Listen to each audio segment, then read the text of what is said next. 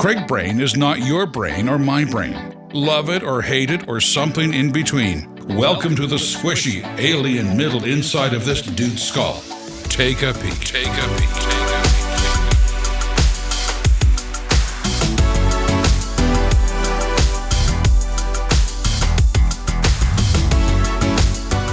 Hey, it's Craig Gross. Welcome to Craig Brain. Talking about marriage and making it in these next posts. Because I just got this from the single guy behind the camera, Tristan, at Tristan Almario. If you would like to get him signed up for the marriage category. I'm not an expert at any of this, but have made it 21 years. Not all of those obviously have been easy, but wanted to include a bunch of posts on marriage. And I think as you've been reading or watching, if you have, there's a lot of stuff obviously integrated with our family stuff, friends and family. And I don't know. It's kind of like debated whether to even put this section in there, because I think a lot of these could end up in many different sections. All that to say is Jeanette and I have learned a lot over these last 21 years. And this post specifically is called "The Opposite Sex, a Lesson Learned During a Private Massage in a Hotel Bedroom." Let's go there. It's funny, somebody on our team read this post and they're like, oh gosh, like she's kind of all bothered at the beginning of it. But then by the end of it, I think she got what I was trying to get at. And with my work at XXX Church for years, I've always tried to be aware of the audience that I speak to there. Now that I'm not speaking as much to that audience, obviously I'm behind the scenes in that role, but I don't really want to just have to watch everything I say because you might be addicted or because you might be in a bad place or because of some fear that you have from your religion. So for me, it's just like there's some things that I think I've believed at one point that maybe I don't believe anymore. There's things that I maybe have said before that I'm like, I don't know like that, why that bothered me. I grew up in a place that's told me from an early age that men can't be with women unless we're married to them. There's rules at most churches. I've signed some of these at the church I actually used to work at, where I couldn't be in a car or in a place with just a woman. Now, I get it. If I'm like the youth pastor and you're 16, that's just don't be an idiot. Like, yeah, you should sign that. And dude, if you're that youth pastor in the jacuzzi with the 16-year-old girl, like somebody should just beat you up and like you should go work somewhere else, you douche. Like you're not going to be like, we don't need more of you. And I shouldn't even have to tell you that, but like, that's just dumb. But like, I'm talking about grown men and women. If we're in this fear of like, oh, I can't be with a woman and like, oh, I have a penis and she has a vagina and like that, they're just going to get inserted and we're going to do that if you're with me. Like, I don't understand that because that's not how the world operates. So I had a very good friend, Rachel, who we drive to Las Vegas every year for the porn show for years. Normally drive my minivan, and a lot of years we take somebody with us, and the van's packed full of things. I mean, Rachel's been in hotel rooms with me and my family. She's like part of our family. She's a woman, I'm a male. It doesn't mean that like we want to have sex with each other. But like, I remember picking up to Vegas one year and it was like, oh, the person that was supposed to go with us wasn't. It was just me and her. And it was just like, this is fine. I told my wife, you told your husband. And it was just like, oh, I'm like breaking a church rule. And it's like, do we need to call them? And hey, 40-year-old Craig, old man Gross, is like taking me to Vegas. And like, man, is that okay with your church rule? And it was just like, that's weird. I actually drove her to that church that she quit at the day she quit. And I was like, let me drive you and post that on Instagram. But it was like another night. I was actually with Rachel at a porn show with a bunch of people. And there was a drink. There's some porn stars. And it was just a great night of ministry. And there was some alcohol involved. And this same church had this rule that said, like, you can drink, but you can't publicly show that. So it's like you can be a closet alcoholic and that's fine. Or you can eat your fat as you want to be and lead the largest churches in your country. But yet, if you post something on Instagram that had an alcohol image or a bottle, like you could be fired. So I remember somebody had posted a photo from that evening. It was like, Rachel, sweet Rachel, like, how can can you get that removed? And it's just like, these are dumb rules for the sake of just having a rule. Now I get it. There's some people that shouldn't be in a room with a woman that maybe if it's your ex-girlfriend or somebody that you slept with or somebody that like you've dated and now you're married, like there's reasons, some things and some people you should not put yourself in those situations with. There's other times where you can just be a smart human being or just being aware of what could happen or perception that you go, oh, like, I don't know if that's good.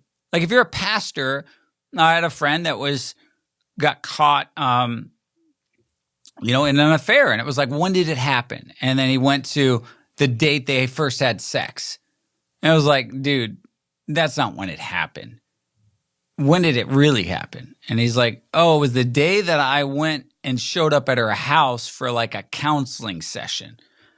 So that's using like your authority and your leadership as a pastor. And now that wouldn't have happened maybe into your office, like with a window in it and somebody's coming in.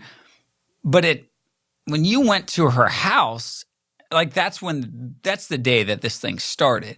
And that's like a move that, I don't recommend obviously at all. And so I'm not saying like, just be free and just whatever. Like you got to be aware of this, but there's more women in not just in the workforce, there's more women leading, dominating the internet, women just doing a number of things that used to be like, oh, only a man could do that. I think we'll eventually have a woman president. Like obviously we need a better qualified woman than Hillary Clinton to give it a shot. But it's going to happen. There's smarter women out there that are actually trustworthy and honest. Like Hillary didn't stand a chance, I didn't think. The fact that Trump beat her, like, is pretty sad. So we didn't have, that's politically, but didn't really like either of those people. But that's how our world's kind of moving, where it's like there's more opportunities in all aspects, from Hollywood to obviously our presidency. Like there's getting more and more, and I think that should be. But with that, we can't, especially as religion goes, be in this box of like, well, you're a woman and I'm a guy, and like that would be awkward. Now I'm not allowed because of my faith to be in a meeting with you. Like that's just weird, and that's just stuff where I'm like, but I used to agree to it, but I also grew up in a world where, it's like the kiss dating goodbye. Luckily, like Joshua Harris, I think, discontinued that publication finally. But these things of like, even in the XXX church world, we didn't come up with this, but Steve, what's his name? Arterburn, Everyman's Battle Guy. Bounce your eyes. So it's like you see an attractive woman, bounce, bounce, bounce. And then we walk around, we're like, okay, I'll just bounce my eyes all day long because there's an attractive woman. I might get a boner and just like masturbate and jerk off to that. Like, no, it's like you can there's nothing wrong with a beautiful, I gotta bounce my eyes. And it's like, then we're walking around fearful of like, not asking you to like visualize her with her clothes off and then go there. But it's like, I don't need to be afraid of like a beautiful woman walking by me, like just, oh no, I gotta bounce, I gotta put my blinders on because I can't handle that. Like that's the stuff that to me just bothers us. And we teach that stuff in our churches. I've been guilty of saying some of these things like, oh, well, you're married now. Like, I had two really good not even girlfriends, friends that were girls that immediately when I got married, it was like, oh, I don't think I can be your friend anymore. Because we're going to have sex? Like, I would have married you if I wanted to marry you or dated you. Actually, if you didn't want to marry me, I probably would have married you. But we never even dated. Like, we were just friends. So, like, then they got married, and then their husbands were all even weirder. Because I think Jeanette was cool, but it was like we were young. And it's like, I don't know. She's not really my friend, and you're your friend, but we're together now. So how should that work? And it's just like, well, we're Christians now, and we've been Christians, and I don't think we can be friends or I can have any female friends, but why not?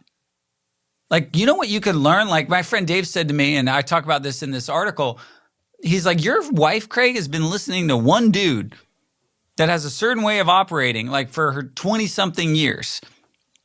Like, I'd love to work with your wife. And it was just like this, not work with your wife. He's like, I'd love to be able to tell your wife these things, and I would do it this way.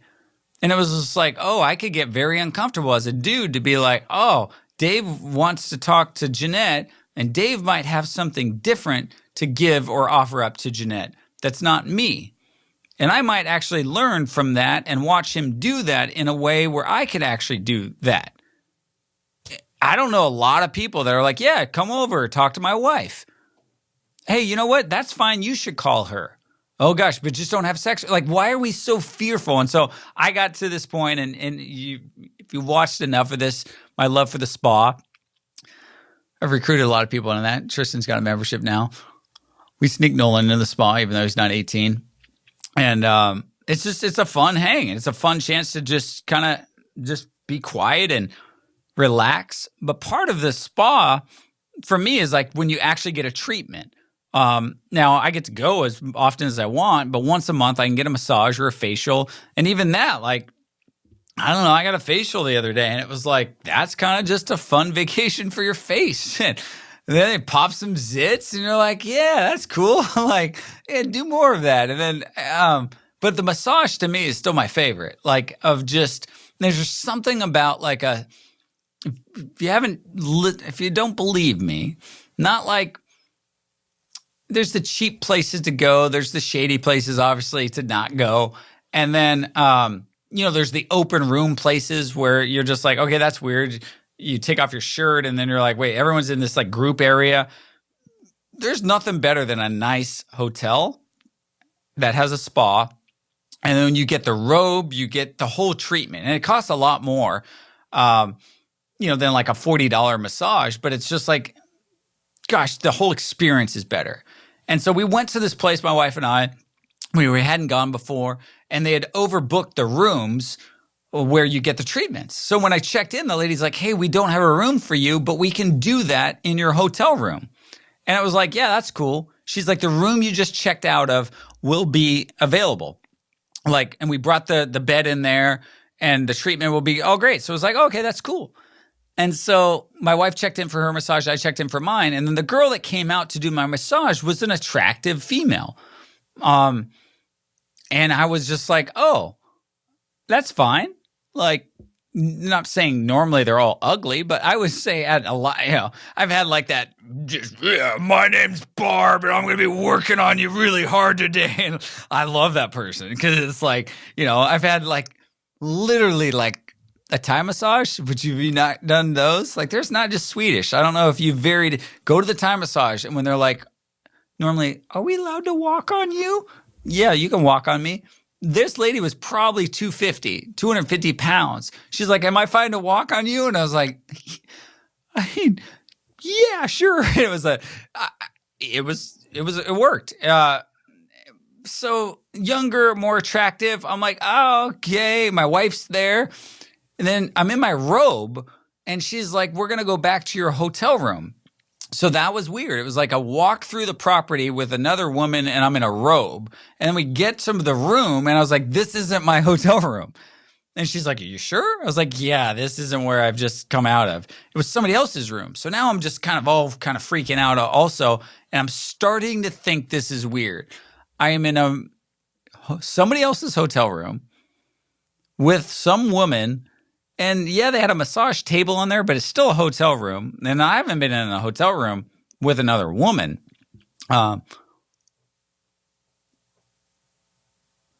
Ever? So it was like, all right.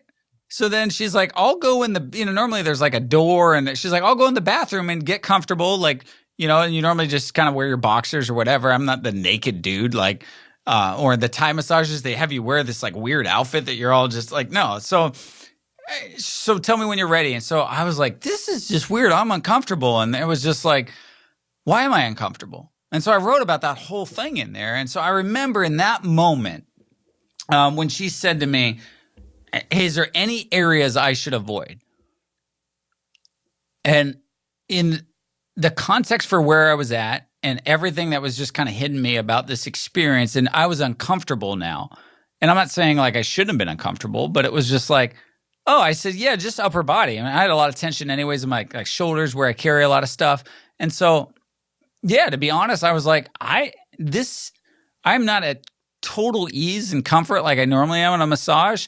And like, I mean, women might listen to this and you're like, I don't get it. Well, you have a penis on the outside of your body that it doesn't matter. Like, I don't know, like what could happen and this and that. I was like, hey, just stay on my upper body. It was fine. I walked out and the massage was great. We ended up having a great conversation because my daughter loves giving a massage, and she's just has this like price list for massages. And, I ended up seeing this gal in a whole different perspective in this conversation where I was like, don't touch me down there and something might happen. And in that fear-based thing into when I actually could talk to her, she reminded me of my daughter. And it was just like her love for massage and her love for this. And it didn't have to be weird. And so as I started kind of writing through that and talking about that experience, Levi, who works with me on this project, is probably like my one friend who I wouldn't say judged, but I've had different thoughts over the years of his relationship and his wife with members of the opposite sex. I've met these people, and I don't think his wife wants to have sex with them. But like his wife has really good friends that are dudes, and Levi's had friends that are women, and then they're fine with it. And they've vacationed with each other and nothing, and they're not like, swingers, and they're not like doing all this stuff. And it's just like, but it seemed weird. It was like, wow, it's weird. Like your wife's with another guy right now.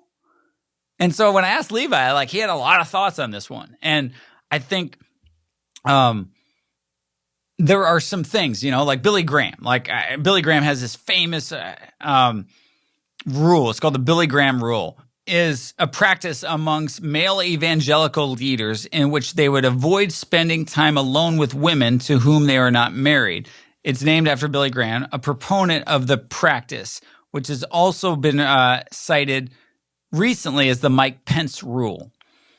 And so I'm throwing out an idea here that I think I'm not recommending you go vacation with somebody other than your wife, or you just go pursue something that, say, your wife or husband doesn't give you with somebody else. And I respect, somebody like Billy Graham, who's done, like, there's nothing bad been written about Billy Graham. Like, he's lived a straight up life and he's done amazing things. But maybe what works for Billy Graham might not work for you, or what works for Levi might not work for me. Or I remember I had a friend that was like, dude, you get massages with your boxers or like underwear?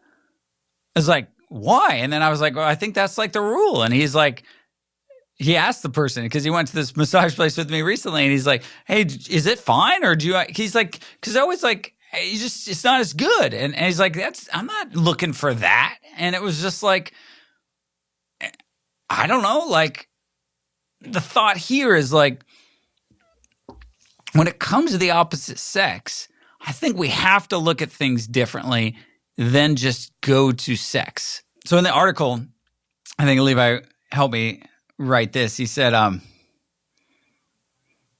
spending time with people of the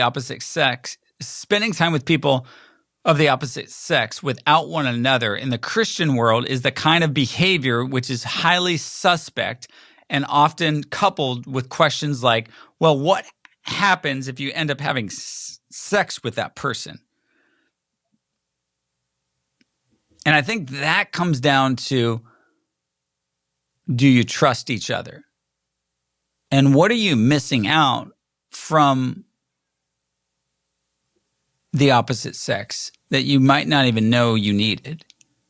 Or what, as a friend or as somebody, like, and like I said, like, there's a lot here where you could go, oh no, you're dead wrong on that. Or you have to be, above reproach, or you have to do this. But above reproach. So like when we take that verse and go, I'm sitting here talking to you as a woman, but I can do that if you're a male, but if you're a woman, I can't do that. Like we had really good, Nolan had a friend that had two moms, and like one mom, I liked them both. Like, and I went to a lot of soccer games with Nolan and his buddy and this gal named Kim. And we even both like football, and we're like, it was weird. It was one of those things of like, okay, just because she's a lesbian, it almost like made it okay, where it was like, my wife, we didn't even think about that. And it's just like, oh, well, she's not interested in guys. I'm not interested in like, but just because I'm interested in girls doesn't mean, or women, like doesn't mean I'm going to pursue you or that I want you to pursue me. Just because I have a wife, and if I'm faithful to her, the thought of like, I can go hang out with you and be your friend. And I get that could like bother some people. And I think we're preached and we're taught that, well, no, we can't. And Billy Graham said he would never spend time.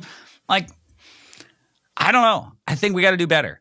And I think, these thoughts, and whether you like it or you don't, I think what Levi and I tried to do on this post was really try and explore what could happen. And I don't know, if rules and things like that are just, to me, driven out of a culture of fear, I think that's where we just go, well, I mean, how many years has somebody told me you can't go to a porn show because you're going to get caught up in this? And now we have a gal that left the porn industry running Triple X Church. So that never would have happened had we not gone. I know for me personally, when Dave Tossi started talking to my wife and working with her, and I saw my wife break down in tears talking to Dave, and Dave was able to communicate to her in a different way than I am. Does not mean my wife wants to go have sex with Dave and marry Dave instead. It means that Dave's her friend, and there was one instance where he was actually talking to Jeanette in a way where I was like, Jeanette kind of opened up, and I was recording him talking to her. And I've played that back to go, oh, if I just changed my tone a little or did this, that might have that success. So I think there's so much we can learn from the opposite sex. And yet, if you're not a Christian and you're not around these rules and all this religious garbage that I've been around for so many years, you might go, what is this guy talking about? Like, wait, there's people that still think there's a rule that you can't communicate or spend time with the opposite sex if you're a believer. And it's like, yeah, those things are true. And we actually, I don't know why they're necessarily true, because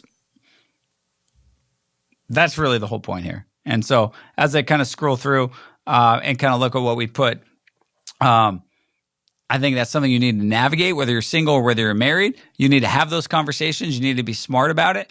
But I don't think we can continue to live in a world where we're just scared of the opposite sex, because, gosh, we're so much more than just sexual creatures that are like, oh, well, yeah, that we're just going to bone. It's just like, and that fear of like something bad could happen. No, what about if something really good could come from that relationship and you can learn something? You could be a better husband. You could be a better wife. You could be more introspective. You could learn from, without throwing your wife or your husband under the bus, but you could go, wow, there's a shift there. And I'm thankful that I have people of the opposite sex that I can still be friends with, even though I'm married. That's all I got. Take it for what it's worth. Thanks for listening.